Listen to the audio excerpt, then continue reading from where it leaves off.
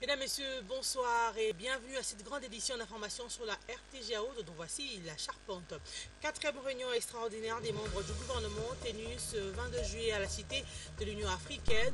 Deux faits en matière de sécurité et de défense ont été portés à la connaissance des ministres au cours de cette réunion présidée par le Premier ministre Matata Ponyo Mapan. Encore un lot d'ivoire saisi par les inspecteurs du parquet général avec le concours des services de douane et axes. Ces pointes d'ivoire ont été interceptées à la résidence d'un ouest africain non loin de la maison communale de Baroumou, ici à Kinshasa.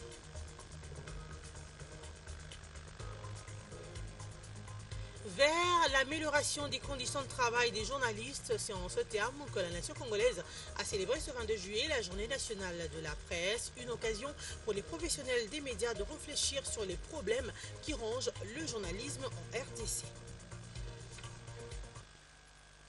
Merci de nous rester fidèles. Deux faits en matière de sécurité et de défense ont été portés ce mercredi 22 juillet à la connaissance des membres du gouvernement. Le vice-premier ministre et ministre de l'Intérieur et Sécurité a attiré l'attention sur la recrudescence de pratiques de justice populaire. Le vice-ministre de la Défense, par contre, a présenté au Conseil des ministres le rapport de la poursuite dans la troisième zone de défense de la traque des groupes armés. Suzy Kibiromar, il nous en parle. L'examen et l'adoption des textes étaient à l'ordre du jour au cours de cette quatrième réunion du Conseil des ministres présidée ce mercredi 22 juillet 2015 par le Premier ministre Matata Ponyo Mapan à la Cité de l'Union africaine. Évariste Bochab Maboudjma Bileng, vice-premier ministre et ministre de l'Intérieur et Sécurité, a fait état de la recrudescence des pratiques de justice populaire. Ceci pousse certains compatriotes à se rendre justice en procédant à des voies déplorables pouvant aller jusqu'à la mise à mort des gens présumés coupables. Le gouvernement a rappelé à cet égard que nul n'est autorisé à se faire justice et que les délinquants doivent impérativement être mis à la disposition de la police ou des autorités compétentes. Le rapport de la traque des groupes armés dans la troisième zone de défense, incluant notamment les provinces orientales et du Nord Kivu, a été présenté par le vice-ministre de la Défense nationale, Emengoy Mukena. Il en ressort qu'à ce jour, 216 combattants FDLR ont été neutralisés par les FRDC agissant seuls. Et la traque des ADF se poursuit à un rythme accéléré et satisfaisant dans le Grand Nord.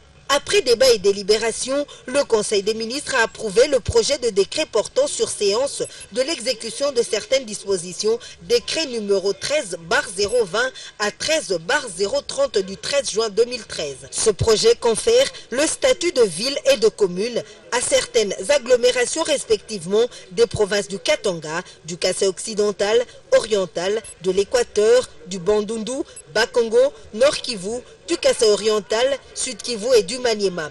Le projet d'amélioration de la sécurité de l'aéroport de Goma, soumis par le ministre des Finances, a également été approuvé au Conseil des ministres. Le président de l'Assemblée nationale, Obama Minakou, a conféré ce mercredi avec l'envoyé spécial des États-Unis dans la région de Grand Lac. Les deux personnalités ont fait le tour de la situation sécuritaire dans la région et la contribution des États-Unis au processus électoral en cours en République démocratique du Congo. Martin Kaïmé nous en parle dans ce reportage. La situation sécuritaire dans la région de Grand Lac et le processus électoral en RDC est au centre des entretiens entre Obama Minakou et Thomas Perillo, envoyé spécial des USA dans les Grands Lacs. L'envoyé du président Obama a rassuré le speaker de la Chambre basse du Parlement RD congolais de la volonté des USA à contribuer efficacement pour le retour d'une paix durable dans cette partie de l'Afrique. Democracy and development here across the Great Lakes. C'était un entretien très intéressant et nous avons parlé de la manière dont les États-Unis peuvent contribuer à l'amélioration de la sécurité, de l'évolution ici en République démocratique du Congo et dans la région des Grands Lacs. Monsieur le Président de l'Assemblée nationale a parlé des menaces terroristes ici en République démocratique du Congo et j'ai dit que nous allons, puisque je suis ici pour écouter et apprendre, j'ai dit que nous allons voir ce que nous pouvons faire pour nous attaquer à ces questions à mesure qu'elles se posent. Bien avant Thomas Perillo, Obama Minakou a échangé avec le directeur exécutif de Human Rights Watch sur la situation des membres de Filimbi et de l'installation effective de la Commission nationale des droits de l'homme. Et toujours dans le cadre de ses contacts avec les autorités congolaises, le nouvel envoyé spécial de Barack Obama dans les Grands Lacs s'est entretenu avec le bureau de la Commission électorale nationale indépendante. L'état des lieux du processus électoral en RDC a été au centre de ces entretiens. Les propos de Thomas Perillo ont été recueillis par Richard Chakokaningele et bienvenue Magambo. Of governance here in the DRC, but also an important. Nous voyons des réalisations très importantes dans ce pays et nous voyons l'engagement de poursuivre le processus et d'arriver jusqu'à son aboutissement. Les États-Unis ont investi et continuent à investir dans le développement du processus démocratique ici en République démocratique du Congo. Et nous continuerons à rechercher l'occasion d'apporter des efforts et des contributions positif. Ce premier voyage a été une occasion pour écouter et apprendre ce que, à partir des autorités de ce pays, sur ce que vont faire les autorités pour que les États-Unis voient dans quelle mesure ils pourront intervenir. Nous comprenons qu'il y a une vaste gamme de sujets intéressants ici en RDC, mais notre intérêt à travers la région s'est concentré sur les élections présidentielle et sur le respect de la Constitution. Tout à fait autre chose, le Conseil de sécurité de l'ONU se félicite des progrès accomplis en RDC dans la lutte contre le FRPI en Ituri. Il soutient la tenue des élections selon le calendrier et l'organisation de concertation en vue du dialogue. Le représentant spécial du secrétaire général de l'ONU en RDC l'a dit ce mercredi à Kinshasa lors de la conférence de presse hebdomadaire de la MONUSCO. Martin Koubler nous fait ici le compte rendu de son séjour à New York et à la MONUSCO. Suivez-le. Ils se sont focalisés les discussions sur 3 sujets. Premier sujet, naturellement, la situation sécuritaire. Nous sommes une opération de maintien de la paix et le progrès ou non-progrès de la situation sécuritaire en RDC, ici en particulier à l'Est. Une grande frustration de tous les membres du Conseil de sécurité qu'on n'a pas de progrès dans les combats contre les FDLR. J'ai informé le Conseil de sécurité sur les opérations contre les FRPI. Ce sont les opérations les plus efficaces depuis la chute des M23. C'était beaucoup apprécié. Deuxième sujet, étaient les élections et les consultations qui pourraient mener à un dialogue politique du président. Aussi, j'ai informé le Conseil de sécurité dans une réunion publique, mais aussi dans la réunion, puis les discussions internes sur l'état de droit dans les élections et les consultats nationaux, les échéances, les problèmes sur la table, le problème des nouveaux majeurs, le problème des échéances du calendrier électoral. Et le Conseil de sécurité a réaffirmé sa position que le calendrier électoral doivent être gardés. Troisième sujet était le dialogue stratégique avec le gouvernement. J'en ai parlé ici aussi plusieurs fois.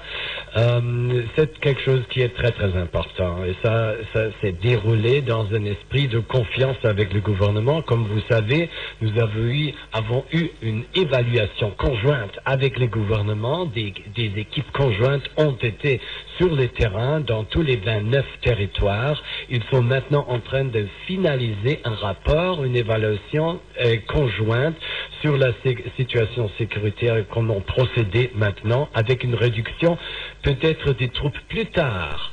Si quelques paramètres ont été achevés plus tard au-delà de 2000, c'est l'objectif conjoint des Nations Unies aussi du gouvernement de la RDC. À Washington, j'ai rencontré Tom Perriello. Il est le nouveau envoyé spécial américain pour les Grands Lacs, le successeur de Russ Feingold.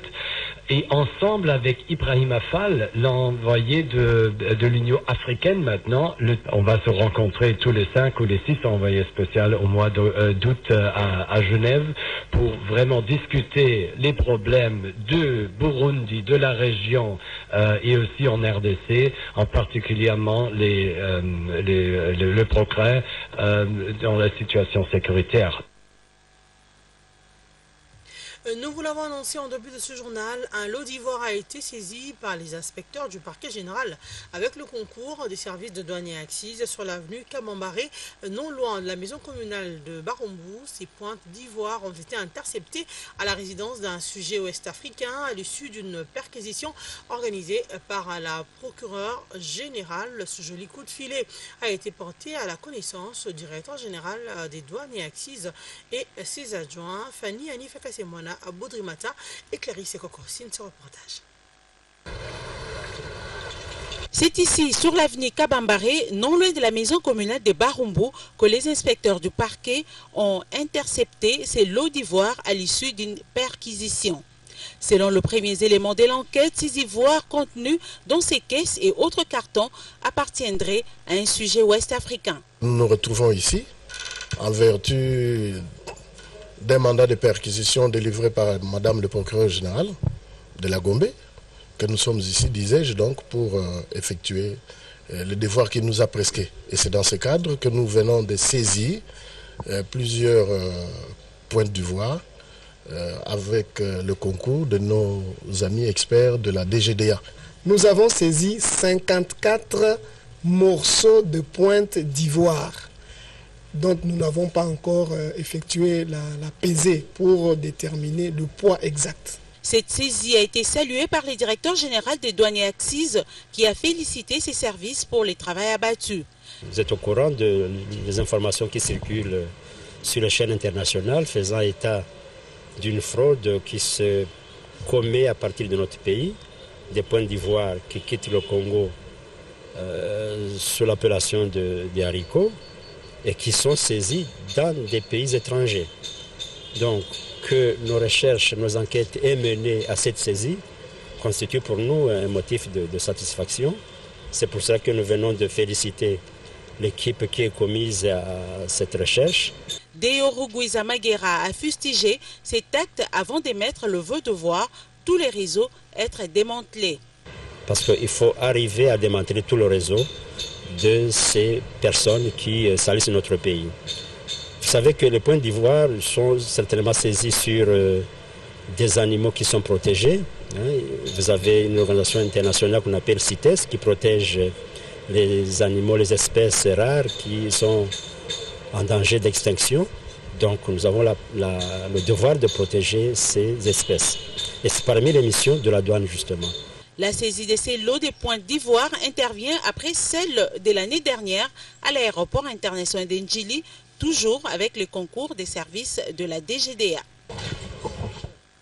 On va parler droits de l'homme. Le bureau de l'ONG américain Human Rights Watch à Kinshasa a organisé ce mercredi 22 juillet une conférence de presse sur le respect des libertés politiques pendant la période électorale ainsi que la justice pour les crimes commis en RDC. Au cours de cet échange, le directeur exécutif de cette ONG, Kenneth Thomas Root, et en 6 jours à Kinshasa, a reconnu le progrès ou les efforts menés par le gouvernement en matière du respect des droits de l'homme. Cependant, beaucoup reste à faire. Selon lui, c'est un reportage de Krioni Kibougou et Francis Siamondele.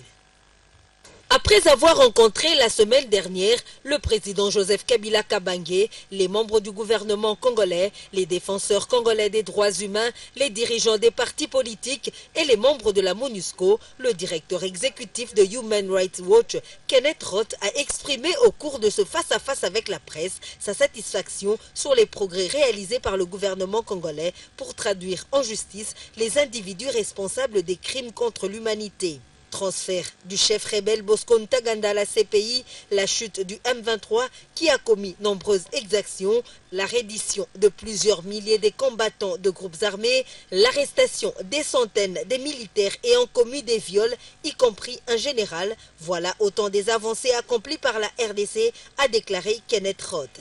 Cependant, beaucoup reste à faire. Permettez-moi d'abord d'aborder la situation dans l'Est. Des progrès notables ont été réalisés pour traduire en justice les individus responsables des crimes internationaux graves. La reddition et le transfert en mars 2013 à la Cour pénale internationale du chef rebelle et ancien général de l'armée, Bosco Ntaganda, ont représenté une avancée marquante pour la justice internationale et pour la lutte contre l'impunité au Congo. Cependant, pour le chef exécutif de cette ONG, la grande majorité des responsables des violations graves des droits humains bénéficient jusqu'à ce jour d'une impunité intolérable. Il n'a pas manqué à soulever le cas des 2 hommes suspectés des crimes graves, Sylvestre Mudakumura, chef de FDLR, et Ntabo Ntaberi Sheka, qui sont sous le coup des mandats d'arrêt international. À ce sujet, Kenneth Roth a invité avec une grande volonté les autorités congolaises et la MONUSCO à agir de toute urgence pour arrêter ces 2 hommes. Il faut signaler qu'au cours de ce point de presse, Kenneth Roth n'a pas manqué de déplorer plusieurs cas de violation des droits de l'homme en RDC. Dans le reste de l'actualité, ouverture ce mercredi de l'édition foraine 2015 par la ministre de Commerce Ngundiaza Bayokisa Nefertiti à la Foire internationale de Kinshasa Fikin. Au cours de son allocution, la ministre a inscrit cette édition à la logique de la révolution de la modernité, d'où la Fikin doit investir et avoir accès à l'investissement. Elle demande par ailleurs l'appui du gouvernement pour faciliter cette modernité. Suivez l'extrait de son discours choisi par Moussa Achirala. La FIKIN doit investir et avoir accès au financement pour remplir admirablement ses missions, pour s'imposer comme autrefois aux côtés de ce haut monument de l'échangeur, égaler en beauté la cité moderne en construction dans sa possession et faire entendre au loin le son du tam-tam qu'à ses portes produit ce robuste batteur. L'intervention de l'État propriétaire est indispensable, non seulement pour l'organisation des activités foraines, mais aussi pour permettre à la FIKIN d'étendre ses activités à travers tout le pays, conformément au décret numéro 09/49 du 3 décembre 2009 qui fixe ses statuts. Aussi, cette intervention de l'État a besoin de la réflexion des uns et des autres pour conduire avec succès les projets de la modernisation des infrastructures foraines et de la concrétisation de cet ambitieux et progressif déploiement dans les provinces. Le partenariat public-privé est une perspective plus qu'intéressante pour donner vie à cette réflexion et constitue donc le choix opéré par mon ministère. Mesdames et messieurs, l'analyse de la viabilité de la FIKIN nous montre à suffisance que les activités exploitées par elle sont susceptibles de mobiliser des ressources de financement tant internes qu'externes, sous diverses formes, avec un management efficace caractérisé par la création des conditions de fonctionnement rationnelles. On va à présent parler de nous-mêmes. La coopération journalistique en République démocratique du Congo célèbre ce mercredi 22 juillet la journée nationale de la liberté de la presse. Cette année, la journée est placée sous le thème « Vers l'amélioration des conditions de travail des journalistes », une occasion donnée aux professionnels des médias de plancher autour des questions qui rongent notre métier. Parmi celles-ci, l'absence de contrat de travail. Le président de l'UNPC, Kasonga Chilunde, propose pour sa part le regroupement des médias en plateforme. Question d'élargir l'assiette publicitaire. Plus de précisions dans ce mini dossier que nous propose Martin Moudimbe Kapenga et bienvenue Magambo. Chaque 22 juillet, la Corporation journalistique en RDC célèbre la journée nationale de la liberté de la presse. Cette année, la journée est célébrée sous le thème « Vers l'amélioration des conditions de travail des journalistes ». Occasion pour le président de l'Union nationale de la presse du Congo, Victor Boukar Kasonga Chilunde, de fustiger le comportement de certains patrons de presse qui font travailler les professionnels de médias sans un contrat de travail au préalable. Vous savez, les entreprises de presse, dans quelles conditions elles sont créées? Et quand elles sont créées, d'une manière générale, elles n'ont pas une base fiable, encore moins fiable. Et ces entreprises de presse ne peuvent pas engranger suffisamment de moyens pour les rétrocéder aux journalistes. Parce que s'il faut payer les journalistes, il faut commencer par ceux qui les emploient, pour savoir suffisamment de moyens. Maintenant, quand ils les emploient d'une manière générale, on envoie le journaliste se débrouiller, mais on lui donne un cadre qui lui permet d'utiliser le produit de sa débrouillardise, ce qui n'est pas normal. C'est pour cette raison d'ailleurs que j'ai mis mon mandat sous le signe de la viabilité économique des entreprises de presse. Pour mettre fin à ce fléau, le numéro 1 de l'UNPC propose à ces derniers de regrouper leurs organes de presse en plateforme, question d'élargir l'assiette publicitaire et offrir ainsi les meilleures conditions de travail aux journalistes. Tout ça, il faut qu'on y réfléchisse et qu'on prenne des décisions courageuses. Par exemple, de regroupement de médias pour en réduire le nombre, de sorte que si demain une entreprise dit « moi, au lieu de $1000, moi je vais vous payer 300 ». Il sent la résistance ici, quand il va chez un autre, il sent la même résistance, vous verrez qu'automatiquement il va se mettre sur la voie. Mais il peut venir ici, lui refuse, mais l'autre accepte. À partir de ce moment-là, le travail qu'on fait est nul. Un autre mal qui ronge le secteur de la presse en RDC, c'est l'épineuse problématique de l'accès aux médias publics par tous les courants politiques. Pour aider ces derniers à œuvrer dans le sens à ouvrir à tous les courants politiques ses portes, le président de l'UNPC a sa petite idée. Non, les médias publics, c'est-à-dire que nous avons une acception difficile à comprendre des médias publics. Les médias publics sont au service du public, ça veut dire de tout le monde. Et même pour le passage, surtout pendant la période électorale, on vous dit, vous qui êtes du pouvoir autant de temps, le même temps que ceux de l'opposition. Tout le monde doit passer dans les médias publics. Parce que, pourquoi on le dit ça? Parce que c'est de l'argent du contribuable que fonctionnent les médias publics, parce qu'ils sont pris en charge par le trésor public. Alors, je ne sais pas, il faudra peut-être attendre le temps pour que ceux qui dirigent ces médias et tous les autres responsables tant politiques que professionnels comprennent qu'il faut ouvrir ces médias pour que tout le monde y accède, avec beaucoup de responsabilités bien sûr, parce que vous soyez des médias publics ou privés, un journaliste est avant tout un journaliste.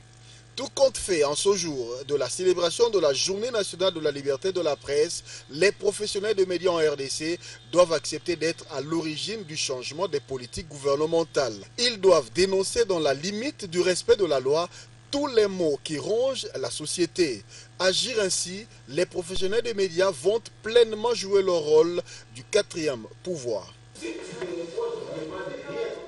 L'Organisation mondiale de la santé vient de confirmer la présence de l'épidémie de choléra au Sud-Soudan. Le bilan fait état d'au moins 39 cas de décès sur un total de plus de 1000 cas de contamination dans la capitale Juba.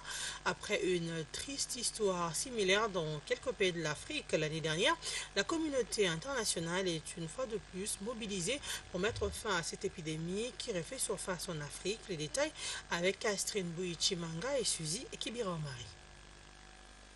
Officiellement déclarée le 23 juin par les autorités locales du pays, l'épidémie de choléra fait des ravages au Sud-Soudan. L'Organisation mondiale de la santé qui a confirmé mardi la présence de la maladie dénombre au moins 39 décès sur un total de plus de 1200 cas de contamination. L'OMS précise en outre que l'épidémie serait en train de se déplacer de la capitale Juba vers l'état voisin du Jonglei, particulièrement touché par une guerre civile. Malheureusement, le premier cas déclaré a été recensé dans un camp des Nations Unies de Juba le 18 mai. À travers le Sud-Soudan, les bases servent de refuge à plus de 100 000 réfugiés fuyant les combats. Pour le Bureau des Nations Unies pour la coordination des affaires humanitaires OCHA, les efforts pour stopper le choléra sont freinés par l'inflation galopante et la mauvaise situation économique. Beaucoup de gens ne peuvent même pas s'acheter de l'eau potable et boivent directement l'eau du Nil. Lutter contre l'épidémie est un défi supplémentaire pour les autorités sud-soudanaises et les agences humanitaires dans un pays où plus de 2 millions de personnes ont été chassées de chez elles par les combats accompagnés d'exactions qui opposent depuis décembre 2013 les forces loyalistes au président Salva Kiir à celles de son ancien vice-président. L'an dernier, au moins 167 personnes étaient mortes d'une précédente épidémie de choléra dans le pays. Au-delà du respect des bonnes pratiques sanitaires, la population sud-soudanaise a aussi besoin de l'expertise de la RDC grâce aux efforts du gouvernement congolais sous la vision et le leadership du président de la République, Joseph Kabila Kabange. Mesdames, Messieurs, nous vous rappelons les grands titres de cette grande édition d'information. 4e réunion extraordinaire des membres du gouvernement tenue ce mercredi 22 juillet à la Cité de l'Union africaine. Deux faits en matière de sécurité et de défense ont été portés à la connaissance des ministres au cours de cette réunion présidée par le Premier ministre Matata Ponyo Mapon. Encore un lot d'ivoire saisi par les inspecteurs du parquet général. Avec le concours des services de douane et axes, ces pointes d'ivoire ont été interceptés à la résidence d'un Ouest-Africain non loin de la maison communale de Baroumou, ici à Kinshasa. Vers l'amélioration des conditions de travail des journalistes, c'est en ce terme que la nation congolaise a célébré ce 22 juillet la journée nationale de la liberté de la presse, une occasion pour les professionnels des médias de réfléchir sur les problèmes qui rongent le journalisme en République démocratique du Congo. Mesdames et messieurs, restez avec nous tout à l'heure, nous allons parler sport avec Patrick Issot. Bongué beaucoup. Ce journal vous a été offert par RTL.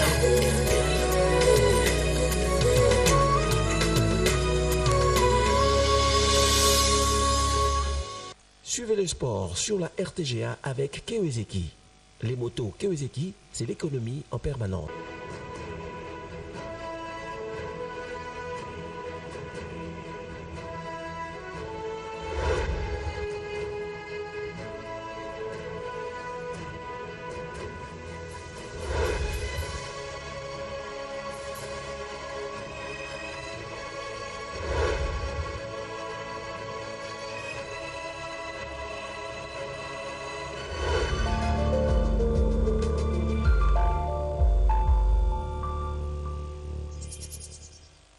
Vous l'avez compris, c'est l'heure de parler sport avec Patrick Issot. Bonsoir Patrick. Bonsoir Esther Pezo-Omba.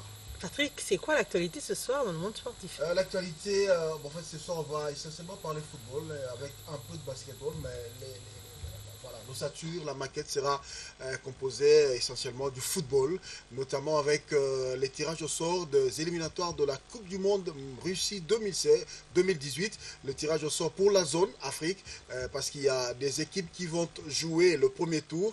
La RDC, notre pays, est exempté de ce premier tour.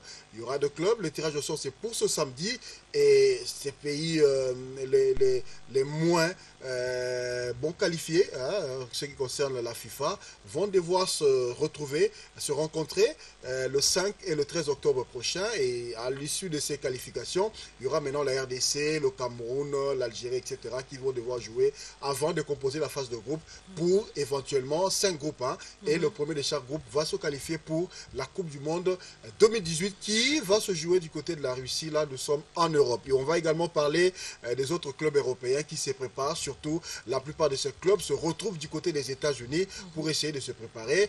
Donc, on va parler de ces clubs qui ont joué également ici à Kinshasa.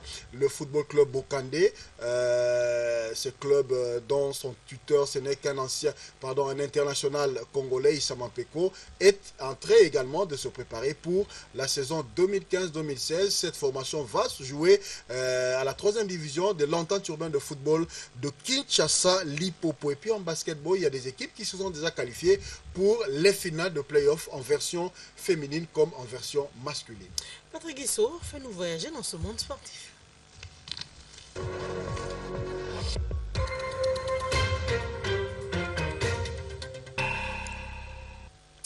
La République démocratique du Congo ne jouera pas le premier tour qualificatif à la Coupe du Monde Russie 2018. Comme les 5 derniers mondialistes africains, la RDC attendra les 26 nations appelées à jouer le premier tour pour des duels d'accès à la phase de groupe. C'est ce qu'a décidé la Fédération internationale de football association à l'issue de la publication mardi des chapeaux pour le tirage de ce samedi à Saint-Pétersbourg. Nous sommes là en Russie. Commentaire. La RDC se retrouve dans la liste de 27 équipes de la zone d'Afrique, les mieux classées exemptées du premier tour des éliminatoires de la Coupe du Monde 2018. La Fédération internationale de football association qui a dévoilé la composition des chapeaux de la zone CAF qui seront utilisés samedi pour le tirage au sort attend ces éliminatoires de pied ferme pour les associer aux équipes qui joueront le premier tour. Repartis en 2 chapeaux, les 26 nations, le moins bien classées de la zone CAF, ouvriront le bal en octobre prochain. Après ces confrontations, celles qui se qualifieront seront face aux exemptés pour une place à la phase de groupe. Composée de 5 groupes, cette phase qui se jouera en forme de championnat fera que le premier de chaque groupe se qualifie pour la phase finale de la Coupe du Monde Russie 2018. Ainsi, les matchs du premier tour pour les équipes les moins bien classées de la zone CAF se joueront le 5 octobre pour la manche aller et le 13 du même mois pour la manche retour. Le Football Club Bokandé, engagé à la 3e division de l'entente urbaine de football de Kinshasa-Limpopo, prépare sa saison sportive 2015-2016 pour acquérir de l'expérience. Son tuteur, l'international congolais Issa Mampeko, a obtenu un match amical face à FC Mbandaka, composé des joueurs qui ont tous évolué à l'Équateur, précisément en Mbandaka. Ce club a battu le Football Club Bokandé sur la marque de 3-2. Yannick Bilamou pour ce reportage. Sociétaire de l'entente urbaine de football de Kinshasa-Limpopo, le FC Bokandé prépare sa saison sportive 2015-2016 de la belle manière. Son tuteur, l'international congolais Issa Mampeko, qui vient de signer un contrat avec le tout-puissant Mazembe Anglebert de Lubumbashi, a obtenu un match amical pour son équipe. L'adversaire, ses anciens coéquipiers en Mbandaka qui ont pour la plupart émigré à Kinshasa. Regroupés au sein du football club Mbandaka, ces joueurs ont donné du fil à retordre à ces jeunes footballeurs qui vont évoluer à la 3e division cette saison. 3-2, c'est le score qui a sanctionné la partie en faveur du FC Mbandaka. Une initiative saluée à sa juste valeur par l'un des joueurs. On apprécie vraiment pour ils ont un plus de performance pour kovanda na ndaku tomulai moi autovanda qui na championnat de katana qui na moi na match auto beti vraiment na sentir vraiment que ils ont ici biso ba sous un plus na travaux na biso vraiment. On remercier batunion so ba coach na confiance au ba pesi biso peut to décevoir bangote to beta titre à notre salle tous les moyens to bosser dur to bima na première place. Bon on a remercié pe international ça m'appelle qu'on a les canisa ko aider jeunesse. Reconnaissant à l'endroit de tous ceux qui lui ont permis d'éclore son talent, Issa Mampeko ne veut pas rester indifférent. À ce titre, il a remis à l'entraîneur qui l'a encadré dans ses débuts l'un de ses maillots de l'équipe nationale. Un geste qui traduit l'acte combien reconnaissant. Football toujours, les clubs européens pour la plupart se préparent du côté des États-Unis d'Amérique. Le Football Club Barcelone, Manchester United ou encore Paris Saint-Germain ont réussi à s'imposer devant leurs adversaires. Cette préparation d'avant-saison permet pour la plupart de pouvoir tester surtout des nouvelles recrues. Reportage. Premier match de pré. Le Football Club Barcelone, Manchester United, Paris Saint-Germain et tant d'autres préparent leur saison sportive 2015-2016. Tous ces clubs sont aux États-Unis en train de prendre part aux différents tournois qui précèdent leurs championnats respectifs. Le FC Barcelone, qui a démarré sa préparation, a rencontré le nouveau club de Steven Gerrard, le Galaxy de Los Angeles. En l'absence de Lionel Messi, toujours en vacances, le FC Barcelone a battu Galaxy sur le score de 2-1. Luis Suarez a ouvert le score avant que Sergi Roberto ne marque le second but. Manchester United a quant à lui réussi à s'imposer devant un autre club américain 3-1 avec un doublé de sa nouvelle recrue Memphis. C'est aussi le cas de Paris Saint-Germain qui a battu le club italien de Fiorentina sur la marque de 4-2. Zlatan Ibrahimovic, qui a porté le brassard de capitaine, a réussi à inscrire le 3e but de son équipe. Pour le trophée des champions. Et puis en RDC, le démembrement des provinces de la République démocratique du Congo amène également les différentes fédérations sportives à pouvoir s'étendre. Comme d'autres, la Fédération congolaise de football association est elle aussi appelée à avoir des ligues dans toutes ces nouvelles provinces. Il ne sera pas aisé à cette fédération de pouvoir rester pessimiste au point de continuer à s'inquiéter sur la question. Le train est en marche, donc il faut le suivre. Commentaire, un reportage plutôt de Simon Kabamba et de Patrick Mpezozanetti. Duralex, Cedlex, la loi est dure, mais c'est la loi. La pilule du démembrement s'avale chaque jour, contrairement aux pessimistes de certains acteurs. Oui, c'est pas un rêve. La République démocratique du Congo passe de 11 à 26 provinces, n'en déplaise aux conservateurs qui ne vivent qu'en regardant au passé. À l'instar des élèves dans une classe, les politiciens et autres têtes pensantes de chaque province doivent nous montrer qu'ils méritent d'être considérés comme élite du pays. L'émulation doit pousser chacun à faire mieux et beaucoup pour sa province, et ce dans chaque domaine. Les sportifs ne sont pas hors circuit. La Fédération congolaise des football associations, qui jusque récemment traînait les pieds pour s'inscrire dans cette nouvelle dynamique, doit réaliser que la machine de la territoriale va plus vite que les calculs et ambitions des politiques. Chaque nouvelle province doit vite s'organiser pour avoir sa ligue de football, y compris les infrastructures, même si nous savons que le début est toujours difficile. Il faut se lancer des nouveaux défis, foncer avec détermination. Il y aura des opportunités à saisir par les nouvelles provinces qui découvriront des nouvelles énergies et richesses capables de booster leurs économies. Tous les amoureux du football dans diverses provinces doivent mettre la main à la poche afin de démontrer que le développement de ce sport n'est pas incompatible avec la décentralisation telle qu'envisagée par la Constitution congolaise. Il en est de même d'autres talents de plusieurs domaines appelés à s'éclore avec le démembrement des provinces. On va terminer par le basketball pour dire que INSS chez les dames et CTP chez les messieurs se sont donc qualifiés pour les finales de play-off en version masculine comme féminine. INSS a battu mardi au stade des Martyrs de la Pentecôte Mboka Mboka sur le score de 71 points à 28 et de son côté SCTP a disposé des terreurs 70 points à 57. Voilà Esther, c'est par ici que nous mettons un terme à ce journal des sports de ce mercredi 22 juillet. Merci Patrick Issobongue, c'est beaucoup moins. C'est aussi la fin de cette grande édition d'information. Mais nous rappelons d'abord les grands titres développés. 4e réunion extraordinaire des membres du gouvernement tenue ce 22 juillet à la Cité de l'Union africaine. Deux faits en matière de sécurité et de défense ont été portés à la connaissance des ministres au cours de cette réunion présidée par le Premier ministre Matata Ponyo.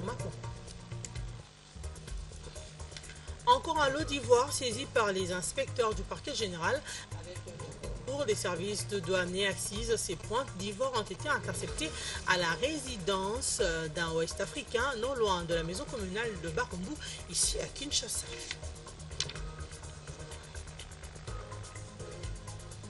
Vers l'amélioration des conditions de travail des journalistes, c'est en ce terme que la nation congolaise a célébré ce 22 juillet la journée nationale de la liberté de la presse, une occasion pour les professionnels des médias de réfléchir sur les questions qui rangent le journalisme en République démocratique du Congo. Ce journal est terminé au nom de toute l'équipe que compte Suzuki Bira Omari, Moussa Chirala, Vicky Moukeba, Ezaïki Toubou, Safilemba, Elvis Ndaya et Michael Chioyo. Nous disons merci de nous avoir suivis et restez branchés au programme de la RTG Award. Au revoir.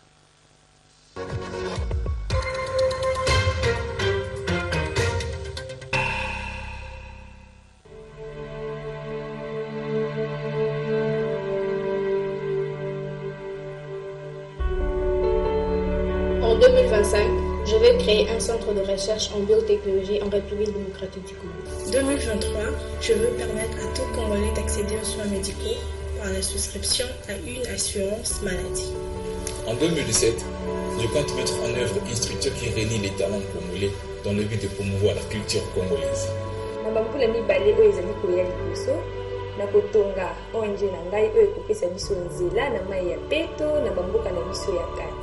En 2018, je vais créer un réseau des informaticiens et développeurs pour maintenir le professionnalisme dans le secteur informatique en République démocratique du Congo. 2019.